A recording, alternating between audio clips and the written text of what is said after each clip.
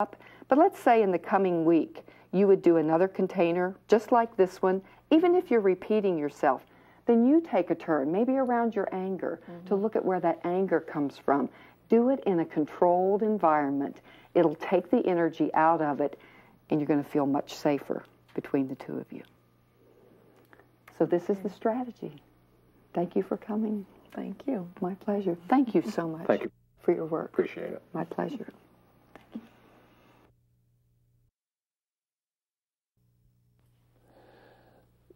I really enjoyed watching you work with that session. This couple seemed to come alive. Is this a good example of how you do Imago? It really is a good example. In fact, the container is one of the exercises I use the most because it really is appropriate for these reoccurring issues that tap into old pain. And it gives a couple hope. You know, I love what John said. He said, there are times when I lose hope and I need hope. And I think for them to know there's another way to manage those very painful, reoccurring episodes that go on between them. So it's a powerful exercise. So I know you laid out some things that they could do. Are they healed now, or where would you see them again? Ideally. Oh, I definitely would see them again. And they need to follow up on this because literally what you're doing is reprogramming the brain. If you noticed, and Martha managed it so beautifully that she stayed very present. The look on her face was so compassionate. That alone is healing. What Imago is about, what we know is the image. We are attracted to a person who really reminds us of our early caregivers, that they fit that familiar love that we were imprinted with as children. And you can see how, in many ways, she has become his worst nightmare. I mean, she has acted out the behavior that his mother did and his father did. It's not just the early caregivers, though, is it? Isn't it the ones who've wounded us? Well, it's actually the people who cared for us, the people who had our life in their hands. And it could be older siblings, it could be grandparents, anyone who was responsible for your survival. Because the brain, you know we're not particularly fast as a species. We're not particularly strong as a species. But we've got these big brains, and we gather together in groups that we attach to one another. They say we're born 12 years premature, that we can't really take care of ourselves. You know, John said, I felt like I had to grow up around 10 or 12. I mean, he had it right. And so we have to attach to someone so that caregiver becomes a primary person that's related to our survival. That's why the displeasure of a parent, grandparent, whoever's taking care of you, the displeasure becomes life-threatening. So, and that imprints you with the belief that relationships are dangerous, contact is dangerous, I'm not going to get my needs met. That's the Imago, the image you come into adulthood with. So where do you go then with that? So what we have to do is to give them another experience. We're literally giving the brain another experience that he can express himself, and she'll be available. So how would you do that with John? Where do you go with this couple? Okay, what we would do is we would be following up and getting them to practice the container. Oftentimes it would happen in my office that when I see them, I would take them through.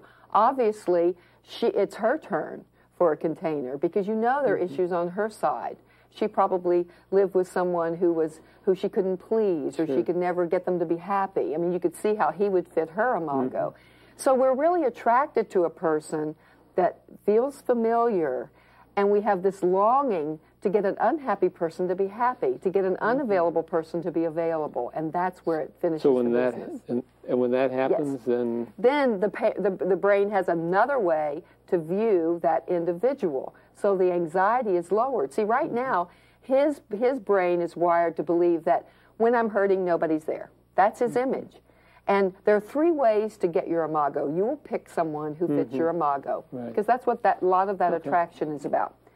But you can provoke them to be that way. To be that way. Or you can project on them that they're way. You can make it up. In fact, one of the things that I think was very interesting about working with John and Martha is you could see how he made it hard for her to actually give him what he wanted. He would protest. He would yes, but. He would change the subject. He would go off on all those things, even when, that's why the structure is real important.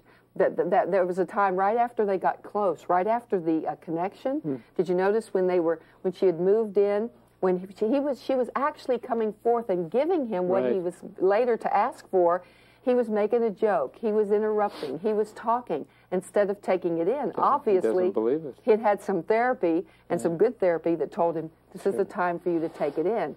You resist the most that which you need the most. So the first step, of course, is to get Martha to come in and be supportive when he's hurting. But the ultimate step is to get John to accept the love, to accept the contact. Because, again, your imago lives in you. That's the, yes, you pick someone that fits your imago, but it also, if you lived with an angry person, that's part of your imprint of what a partnership is like. That's familiar to you, but you also introject it. So I have to, if I lived with anger, I'm going to do something with my anger. So how many lives does Imago give you to get this right? I mean, it seems Well, like you're going to have to... people do. What's interesting is he actually led me through the process because I created safety. I was there. She was listening. He naturally went to the history part. In other words, he talked about what it was like with her. He naturally said, well, I feel like a little boy. I mean, he just naturally moved to the next step. Sure. And then he wanted her support. He wanted her to move in. He wanted to ask her. He wanted to make a plan so this wouldn't happen again. Again, it's just an organization of a natural process. Our natural process needs to be, we keep kind of looking this way because we have an audience out here. Yes. And they've been listening and watching, and they've got questions for us, a group of professionals and professors. And let's get some questions from them. Okay. Pat, as you know, I'm an Imago therapist and a workshop presenter. And I was very interested in something you didn't do. As we were trained and as we did the container Right. in years previous, we encouraged catharsis. Right. We, in fact, led them into a catharsis by sentence stems and Right. giving them phrases that would lead to that. And what's interesting to me is that you didn't do that, and I liked what you did better, to be honest with you, because I've always been concerned about the pushing for a catharsis. And I was recently listening to Candace Pert be interviewed, in which she said that new research indicates that it's better to take a person to the edge of catharsis, but not take them into catharsis because it tends to become addictive. Yeah. So I'm wondering if you can relate to that. I Because really I could noticed relate the to it. shift. Thank you for noticing that, because I was thinking several things. First of all, what John and Martha reported is that the crying is a problem. This is a place he's been to so many times before. So if you know a person who says, oh, I can't get to my feelings, I can't express my feelings, if she's complaining that he's not expressing his feelings, that's a different story. But your observation is very astute. He had already been reporting that. What he didn't have an experience of was expressing it, tagging it to history, and then managing it. So it's almost like his brain got a new experience. The other thing is we were limited by time. The other thing, we only had 45 minutes, and a container easily can take an hour. The other thing is that I wanted to respect him. I believe in the inner wisdom of the client. I learned a long time ago that I just have to get out of the way, that I have to create safety, help create safety, but the client is far more wise, the psyche of the client. And I really have a great respect for that. He had talked about the fact that he cries all the time. So that made sense to me for him. He had a tear, he expressed it. And also, if you notice, I just moved the tissues over to let him know they were there, but I didn't want to force him. I wanted to respect his boundaries. And I'm very interested in what you're saying about the fact that you don't push. And so part of that is honoring. It's also part of safety. And also, he didn't know me. It did feel awkward taking someone into that process, knowing that they knew what they were coming for, but I was also responding to his hesitancy. So if you knew them better, you might... No, I probably wouldn't still, because he'd been there before. So what is the point? There is a point. What we know from research, and I think this is what you were quoting, is the angrier you are, the angrier you are. There is a point where it's no longer catharsis, it's like a habit. So his challenge was to manage those archaic feelings. And that's where I think the container I don't know another exercise that does it, that teaches you to separate current pain from archaic pain. And she got to see, wait a minute, part of this is about me, but a lot of it is about his history, and she could be more compassionate. You saw her face get more and more compassionate as she heard the story. And that's that, when you really get it, that this is a little boy. He said it so beautifully. He said, I feel like a little boy. I mean, he was very astute. And it's like he became a little boy. And he even talked about dissociating, you know, that I really just sort of can't even remember it. I just leave the scene almost. And that is, so that process to learn another way to manage that, I didn't even think about it in your terms, but I like your terms. Yeah, that's why I did that. I did that for that reason. Another question. Martha seemed very good at being able to contain. My question for you is what, you know, that usually doesn't happen so quickly. So what would you do if she starts to get reactive and isn't able to kind of take in? Because I think he was going for, you know, quite a long time without her. Right. She didn't seem to react at all to well, one is she'd had some therapy. That helped. But you know what? It's not that unusual, because what I said to her early on is, take a moment, you know, sort of center yourself or take a deep breath. For you to be listening for the pain, if you give the listener something to do with their brain, other than, you know, well, you know, argue or whatever, give them an assignment, listening for his pain, and also to be protected. And I kept checking in with her, and that does happen sometimes, where you see the partner maybe crying or having a stir, and I would just stop, just exactly like I said to her, I'd say, take a moment, because this is about you being protected but being available for your partner. And you're right, she did it so beautifully. She did it. And if that started to slip, I actually would stop just for a moment. I wouldn't let her stop his container, but I would stop for a moment, get her to perhaps close her eyes, imagine herself in a glass bubble or behind a protective shield or sometimes in a telephone booth, that you're seeing and you're listening, but you're not getting hurt. You're protecting yourself. And that, by the way, is a reprogramming for her. Sure. For her to experience, for the brain to be able to hear that and not go into her anger, is growth for her. It gives her another option. I saw something that you did that was really helpful in the beginning. You had her mirror what she had heard, and she said the things, and she kind of got to me, it felt like a little bit of panic over, do I have it all? And you said, you're doing just fine. That's just wonderful. And she was able to relax. And then I think that's when I saw more compassion on her face. Yes, I didn't think about that. But the other thing she said I said, all you have to do is listen. And because she got nervous, she said, do I have to mirror all of this? And knowing all she had to do was listen. And what was interesting was later he said, if you'll just listen. That's what most of us want. About half the time, you don't have to fix it. Just be available. And that's that conscious relationship that Imago strives for, is to be tuned in. I don't even have to, just to be available. It's like, how do we know we exist if we don't get feedback from other humans? I mean, it really is an existential question, a terror that, am I invisible? Am I even worthy of your attention? And the fact that she was available, there is a resonance that goes on when somebody is really seeing you. You feel different when someone really sees you and really hears you and is attending to you. That's a human trait. Without that, we can't survive as infants, and we can't thrive as adults. We've got to have that contact. There is something electrical and chemical that goes on between two people when they are really consciously available and in relationship. And that's what I thought she did, and the container sets it up for that.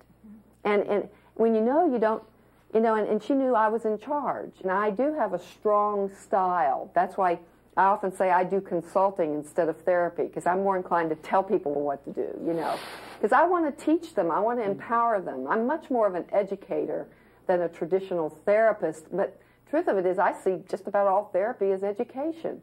But I love empowering the clients, and that's what Imago does. This is portable. It's very portable. It's got a technique for every issue that comes up between two people. I'd like to talk about the holding position. Yes. We didn't actually see the couple Right. do this, but when you demonstrated, you Right. talked about heart to heart. Right. And the way you demonstrated was almost like cradling a baby. Yes. You just spoke about the need for the infant. Right. Would you talk about that for me? Yes, actually, I would like to demo that exercise because it's often hard to get a couple in that exercise, and I'd like to get two people to come up, and I'd like to actually get two volunteers. I want to show you what it's supposed to look like. So if I can get two people, a man and a woman, to come up here, I want to show. Okay, okay, we got the man. Can we get a woman? Yeah. Okay. We got. Because this is often a moment in therapy. I've had some great supervision moments around the holding because it's an awkward position. If you don't start right, you can never get it. Okay. So let's say I'm going to actually have you hold him because that's often more difficult. So I'm going to get you to sit right here, Ken. And you have to start it right. And so people usually want to start it like from this angle. It'll never work from this angle. So we've got to get you to sit, first of all, here. And we're going to get you to lean back. You're just going to sit back like this, okay? We're going to get you to sit. You're going to sit right here. And then the main thing is for you to almost like cross your arms because we all have a tendency to hold yourself, okay? And this is right. So you're comfortable, and you're going to be, so that you're holding his weight. Do you feel like you're on the couch enough to, we're going to get you, so you can completely relax. And it's like heart to heart. This is actually the holding position. So he can relax. The couch is holding him, so a small person can actually hold a larger person. So, and this heart to heart, what we know is at this close range, literally his heartbeat is registering in her brain. That she's feeling his presence. She's being held. This is a very regressive position. It brings up strong feelings, and it builds safety between two people. If this couple does nothing but this, it'll help this couple because it touches that old part of your brain that just longs to be held. We have to have tactile stimulation to survive as an infant and to thrive as an adult. Thank you. It's better without hot lights. It's better without hot lights. It's wonderful. And if you can do this on the couch or on the bed. So thank you for asking that question. I wanted to show that. In fact, during the demo, I thought seriously about doing it right there because I've done it in my office. I've done it in workshops. I actually have done it where, because my office doesn't have a couch in it, and I do it I have big armchairs. And the main thing is, you get the weight off of the person so they can stay in this position. If you would just do this holding exercise, it is so healing. And it's nonverbal. But remember, you resist the most that which you need the most. You saw more resistance from him just with the hand holding than any other time. I can cut that out. I had a question. Do you have some clients that maybe are too resistant to the holding right then, where it's too You know what I intimate do? for them? Yes, that's real normal because when you long for something, it becomes a source of pain. And touching is, I mean, I don't have any problem moving people in that direction, but I do respect the boundaries. So that's why I said at this point, if they're too angry or if they're being too reactive, I say, okay, at this point, the next step is for you to offer some support. Sometimes it's just leaning in. Sometimes it's just a hand holding like this, like you saw on the video. Sometimes it's just moving closer. But I like to push the envelope a little because I know I have such a belief in the power of touch and the power of contact. And because it's a human, it's the nature of our species. It's not an option. If you don't get touched, you don't survive as an infant. So it's an innate drive. But I do respect the boundaries, and I push for that holding position. I want to comment that one of the wonderful things about couple therapy is we don't have to be afraid of touch between the couple after all the other ways we become too fearful of touch with our clients. Yes. I also noted that in your instructions, like homework for the couple, you did stress that the holding should be both ways, and the what seemed to be incomplete, and understandably so in this session, is that we really only know her ability to receive and his ability Right. to send, and we Right. haven't experienced Right. whether he can receive Right. her pain or her anger. Right, exactly. And that's why I said you don't even have to talk, because I didn't know that. Because if you really want to hurt someone, if you want to set back your relationship light years, get your partner in a regressed position and then start saying things like, yes, but what you should have done. I mean, just criticize them in a regressed position. I mean, and I see people doing that, that if you're not right there watching, the person holding will defend themselves. Well, but I only get angry when you're not allowed to do that. It's not about talking. It's about a different function of the brain, and holding can be healing. One of the other strategies I saw you use, Pat, was validation with him, as far as saying it makes sense to him. I mean, to you, Yes, you know what yes. he was saying, which probably he doesn't get from Martha when she's trying to escape. Yes. And it seemed like that helped him to go a little bit further. What I like about the container is it actually encapsulates all the major techniques of Imago. And validation is one of the techniques, where that not only do I hear you, but I validate your reality. That makes sense. And when you think about it, all behavior is purposeful. When you put it in a context, when you hear a little bit about his history, about the pain of being 9 children in 10 years, I mean, just the logistics of that, unless you've got 9 nannies helping you, I mean, where to have the contact. And he was saying, my parents were into each other. They weren't, they were about getting their needs met, not getting our needs met.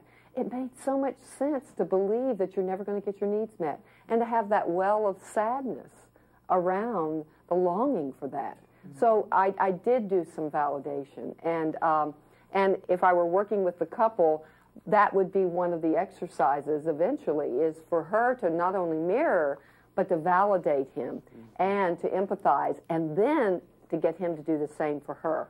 Because her anger makes sense. Because you could even see the dynamic. She's tried and tried and tried, but he, in many ways, is stuck in protest. He is wired to see what he's not getting. His image of relationship is that women are unavailable, that my partner is unavailable. And there's such a psychological process called confirmational bias, which means you see what you're looking for. And that's where the Imago is so powerful. If I don't realize that I am wired to see my partner as unavailable, or I am wired to see my partner as controlling, and then I have a hair trigger around that. So this Imago is so prevalent in the unconscious, and bringing that forward is a big part of solution, is just letting me be aware of how I might look at one benign behavior and give it a negative spin because of my history that could be a positive spin.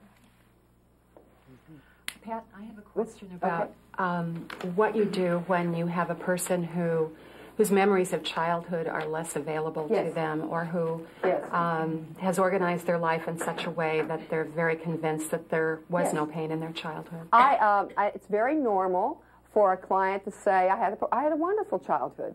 And you know what? It doesn't matter to me. It's all the same stuff. It just shows up in the relationship. It's like your childhood is sitting right here. That's why I don't need to know a lot of a person's history, or the client or the couple's history. They don't have to tell me all their past battles. They're going to get enacted right here in the office. So it's all the same stuff. And so what I do is I'm gentle with that. I'm accepting of that. And also we know there's no such, memory is very complex. You may not remember your junior high dance, for example, but if a friend says, remember that time you had that yellow shirt on and you had that yellow ribbon in your hair, when she or he gives you a cue, you can bring that memory back. So memory is very complex. So I don't want to shame clients, or even, I just normalize it and go on, because all the issues come up anyway. I think of the couple that I was working with this week and asked him what his childhood was like. He said it was really normal, and I said, this doesn't seem right. And his wife said, how about when you used to get beat with a stick every day? Yes. And he said, oh, yeah, well, but other than that, well, then she went on and described some other things, and it was normal for him, though. Normal for him. I had a client just recently, too, that he felt like he really had a very happy childhood, and he went to a boarding school where if one mistake was made, everybody got hit with a board. I mean, that's what that reminded me of it, that there was corporal punishment. It doesn't matter if you were guilty or not, but if the teacher just didn't like what was happening, everybody got a spanking, and you never knew when it was going to happen. So it doesn't even have to be about family. It can be about siblings. It can be about peers, etc. One of the things I get stuck with is when you get to that point where they narrow down what the real issue is and they do the behavior change request and then they get what they need in the session. Yes. A lot of times what I see happen is, and I had this last week, is the client who's getting it says, but this doesn't really matter because I want to get it when I'm not looking for it, when I'm not asking for it. And I just say, this is where I become a consultant. I'm going to get you to give that up. I mean, I just am very direct about it. And if you noticed, he started to push away and make it hard for her to give to him in the behavior change request. This is really normal because he is so wedded to believe she's not available. This is his way of pushing her away. The ultimate challenge, and a good therapist has already done this with him. If you heard him, he said, this is where I'm supposed to breathe it in, take it in. I mean, a therapist has already done some good work because he knows he has difficulty with that. And so when they start that yes butting, I just say, I'm going to get you not to do that. And that's where I keep them with it. And in a session with more time, I would explain, I'm curious, and my hunch is this is the old imago. This is your old image that she's not available and you're provoking her. What's it like? Or I might even go to her and say, what's it like for you when you show up and give him what he's asked for and he pushes it back? I might use her as a resource and let him sort of go, oh my God, I did push it back. What's it like when he ups the ante? When you step up to the plate, you give him what he's asking for. He says, yes, but you have to do it without. And that, well, I only want you to do it when you feel like it, and I just say, that's a way of sabotaging yourself. It really is about making it impossible. And I might, depending on the client, I might explain it psychodynamically. I might, but depending on the client, I might just say, don't go there. That's why I do consulting. Don't go there. Wow. That's kind of a new therapeutic kind of approach. That's right. Write this down here. I have a different way of working with that, and that's using the parts and self kind of model. Yes. And I would be explaining that that's another part. Absolutely. That's the voice of another part. Let's hear. It's not your self or your soul that's speaking. Yes. And then they can see each other as that's the part that really drives me nuts. And it's not you that I It's not the adore. totality of you. Here's what makes so much sense to me about what you're saying is imago is about consciousness. One of the ways out of a harmful pattern is to know my part, to get a visual, to get an understanding of it, to gain insight. Ownership is a really big part of imago. What part of me is that the little girl who believes she'll never get her needs met unless she does it herself? Is that the little girl who just really, which part? So that's another way to do it. It's all about raising consciousness. But you know what's healing? Is living, have your partner show up, taking it in, and teaching your brain that I won't die. It's that repetitious behavior, and the relationship really becomes a healing agent.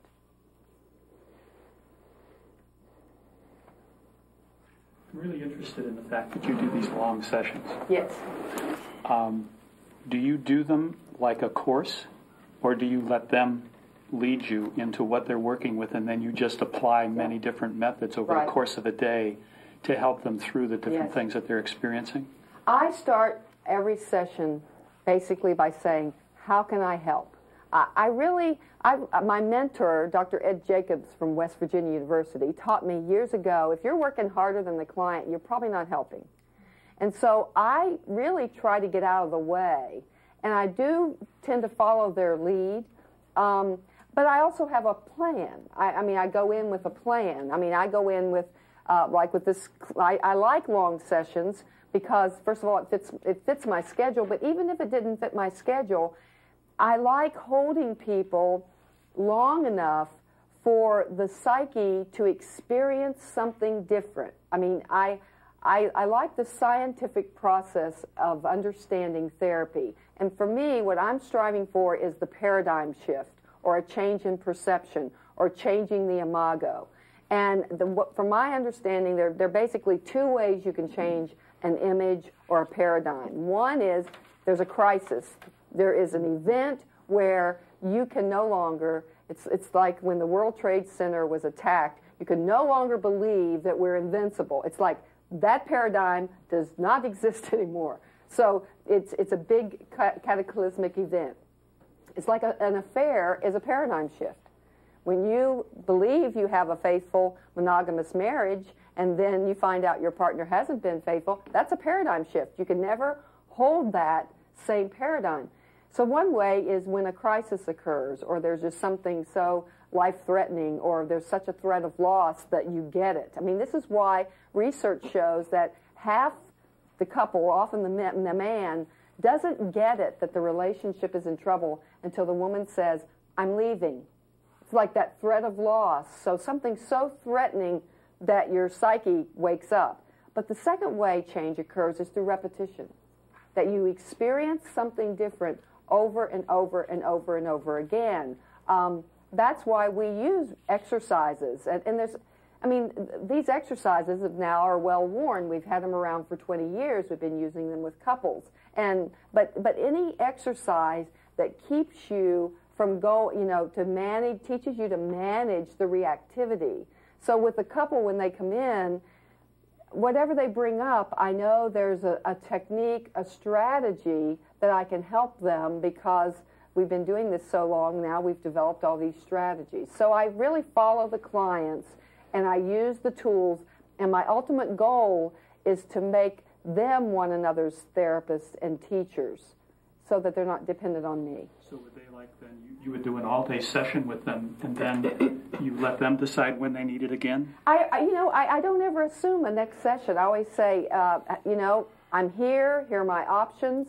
A lot of couples, I summarize at the end. I outline where I see them going. I actually did it with this couple last night. I said, this is what I would see you doing. This is how you would use this. I give them a prescription, so to speak. I want them to get as much as possible from me as a consultant, as a therapist, but knowing they're going home with each other. That's why I like this portable model, that they really can take it home and use it. And so I really follow their guidance, and knowing that I may not be the person for them. So I'm really following the client's lead. I really believe in the inner wisdom of the client. Yes, I have a follow-up question to that. On a practical level, how you handle payment and insurance and all that kind of stuff with the longer sessions. This really becomes a problem strategically just because of finances. And a long time ago, what I do is I tell the couples, this is the way I work. This is not for someone who wants ongoing weekly therapy. I'm not the person. I have great referral sources. I'll send them to you. A lot of my clients come to me because they're stuck. They're referred by therapists, and I work with them. Then they go back to their therapist. I always tell them where I think they need to go from here and how to use the information. I write out an authentic receipt of what I think is going on. It's probably like every other therapist you have to have a receipt. If they need a DSM-3 code, I put that down, and I write the hours out, and I don't take insurance, but I give them a receipt that they can use if they want to file. So the onus is on the client to use insurance. That's not something that I do. I've never used insurance. So it's just the way I do my practice. She hit the question. She got it. Okay. I want to move a little away from this particular couple to the model and ask about paradigm shift from the model, perhaps. Okay. It seems to me that the Imago model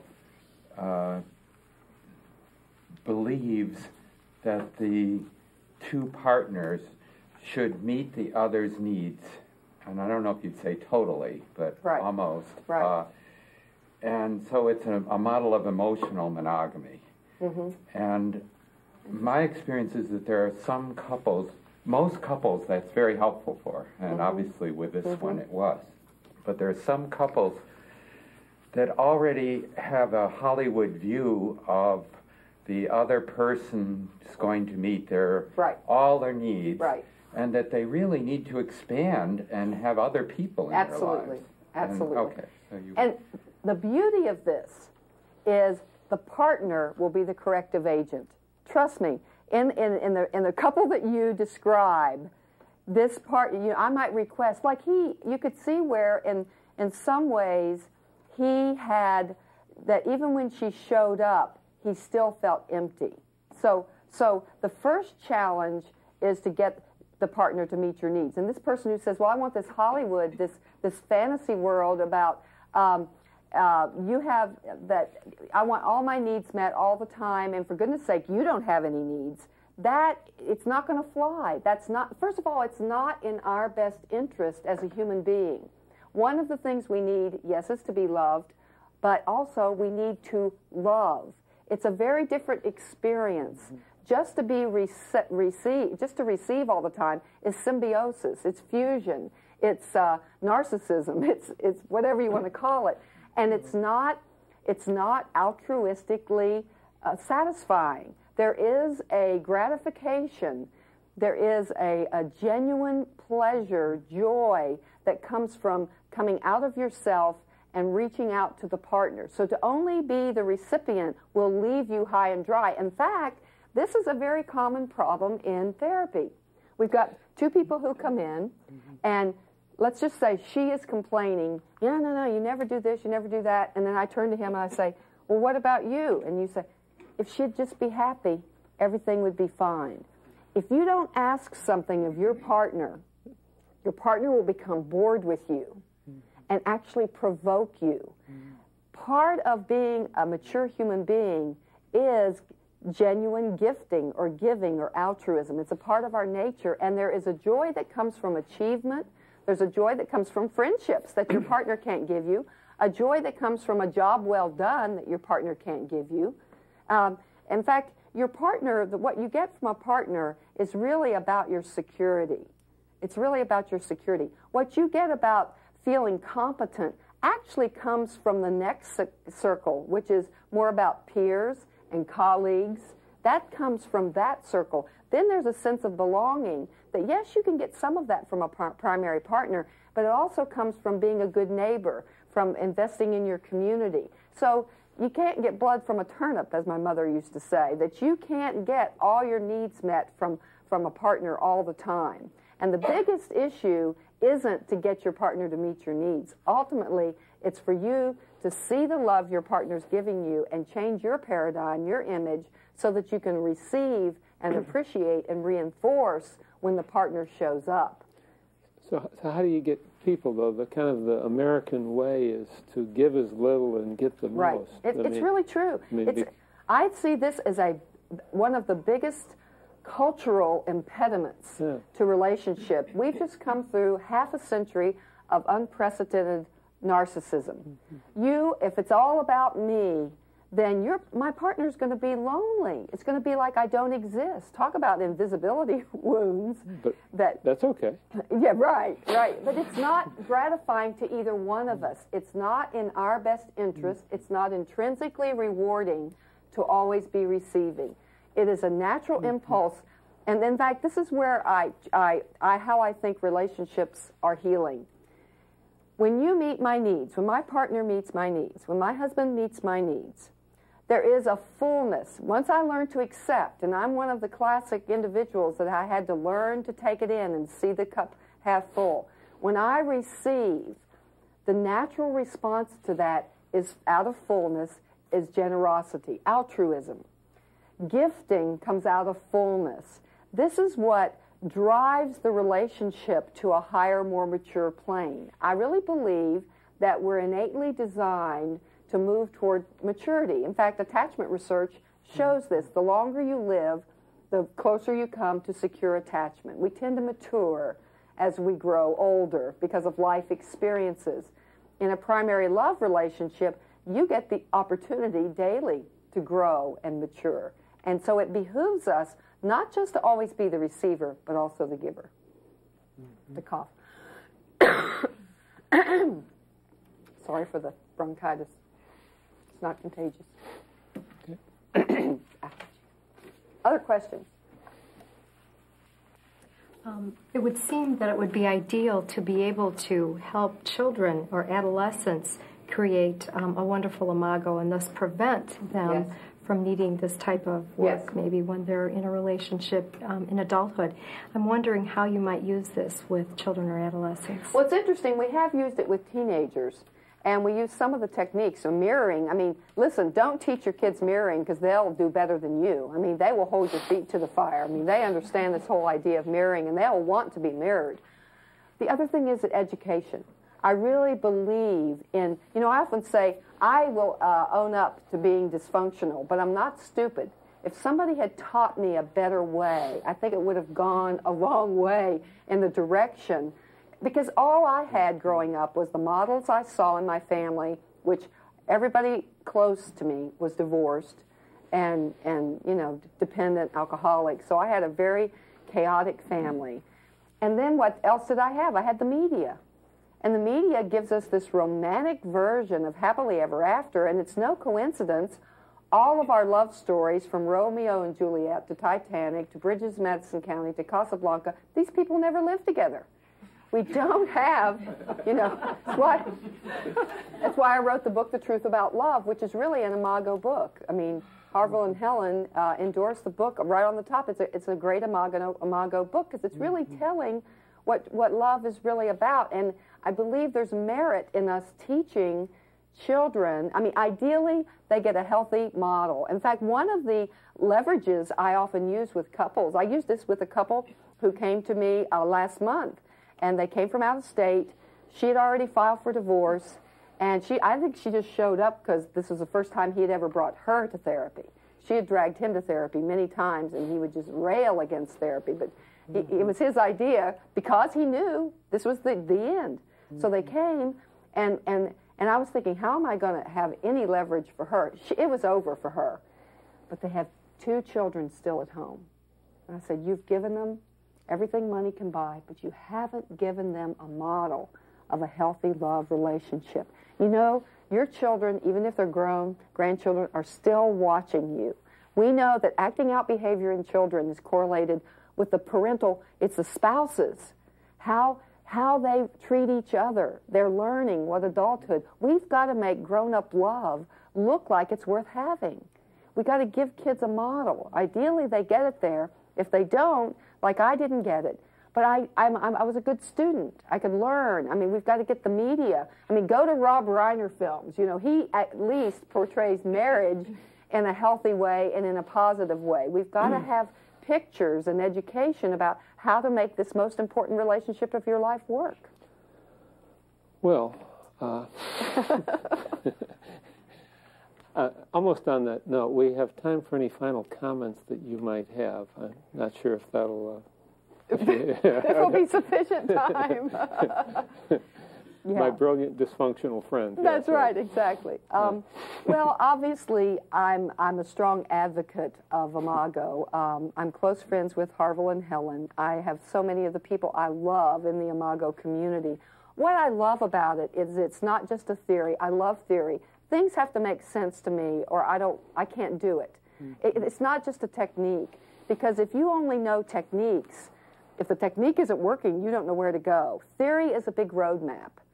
But to me, it's more of a philosophy. It holds water spiritually for me, that I really believe relationship is the healing factor. I believe it's the manifestation of God. I really think if you look at an individual who's a guru or a leader, the proof is in the pudding. How I am in relationship is really how I am. You know, that's where it shows up. And your partner, because of the security, because of the attachment, will bring out the best in you and the worst in you. You're born in relationship. You're wounded. You're disappointed. in relationship, but you're also healed. You're transformed in relationship. So I really do believe in the power of the conscious relationship, and that's really what Imago is all about. We've covered a lot of ground. I mean, you really helped us learn about the container. I mean, that was really insightful, and the flamingo was also. I love the flamingo. And, really clever. But I suppose the bottom line is that you've given us the bottom line on all of this is love on love. And so thank you very much. Thank you.